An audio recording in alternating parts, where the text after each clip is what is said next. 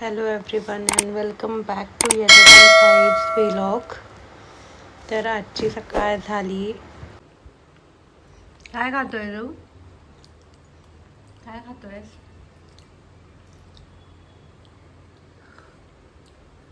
Good morning. तू बोल good morning. बोल तू good morning.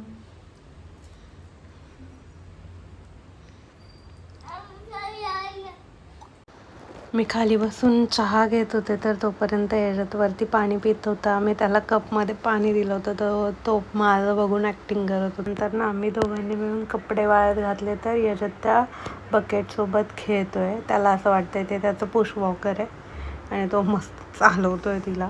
आम्ही जेव्हा पण वॉकला जातो आणि जेव्हा मी भाजी घेत असते तेव्हा याच्यात माझा असा बसून वेट करत असतो. भाजी घेऊन झाल्यानंतर ना आम्ही नारळ पाणी पिण्यासाठी थांबलो होतो तर त्याचं काहीतरी एकटक बघणं चालू होतं.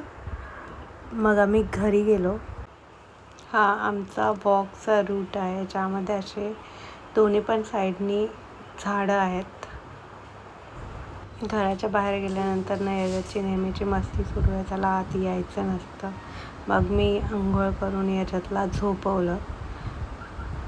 आज याच्यात झोपेत तो खूप चांगल्या मूडमध्ये उठला होता तर मला जास्त कष्ट नाही घ्यावे लागले त्याचा मूड नीट साठी. मग तो आम्ही ज्या बॅगमध्ये भाजी आणली होती ती बॅग उचकत बसला होता. तो त्यामधनं आंबे बाहेर काढत होता. तो त्यांना बॉलसारखं फेकत होता तर मग मी लवकर ती पिशवी उचलून ठेवली. याच्यात जोपर्यंत झोपलेला होता तोपर्यंत मी ऑफिसचं काम करत होते तर तो मग इथे येऊन लॅपटॉपसोबत टाईमपास करत होता. त्याला दिसले तिथे 2 लॅपटॉप ओपन आहेत तर मग नंतर मी त्याला मँगो खाऊ घातलं. याच्यातने आणि मी आमच्या गॅलरीतल्या झाडांना पाणी घातलं होतं तर मी बकेट तिथंच ठेवली होती कारण तो पाण्यासोबत खेळत होता. नंतर तो पूर्ण ओला होऊन परत आतमध्ये आला आहे.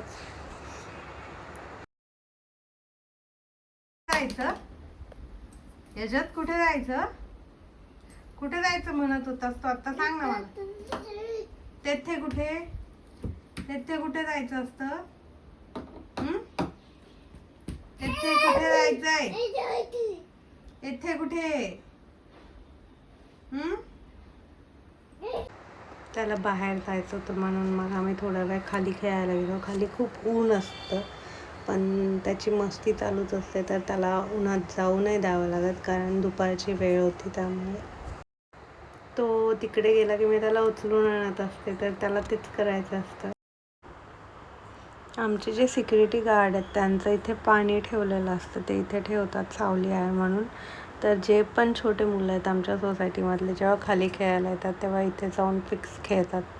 तर तो त्यांची ती बिस्लरीची बॉटल आहे तो उचलतो आहे आणि त्यांच्यासोबत बोलतो आहे पण ते शेजारी बसलेले आहेत.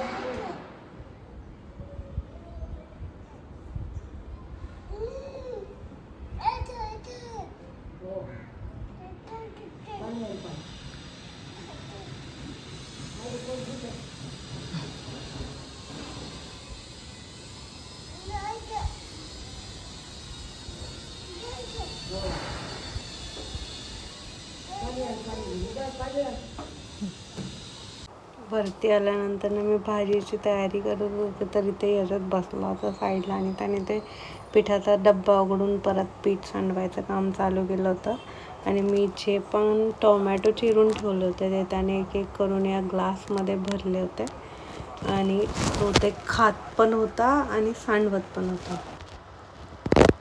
माझे सगळे टोमॅटो ऑलमोस्ट घेतले होते त्याने जे मी भाजीसाठी चिरले होते. मला असं वाटलं आता काय भाजी होत नसते आता याच्यातच भाजी करत असतो आणि तीच खावी लागणार आहे.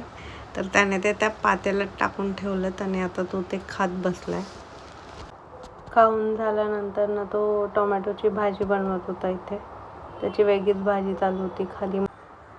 माझी भाजी बनवणं तर लांबत राहिलं होतं याच्याशी उद्योग चालू होतं त्यामुळे. तो ऑब्झर्व करतो की भाजी बनवताना मी त्यात काहीतरी टाकते तर तो तिथनं शेजारच्या डब्यातनं पीठ उचलतो आहे आणि त्या भाजीमध्ये टाकतो आहे.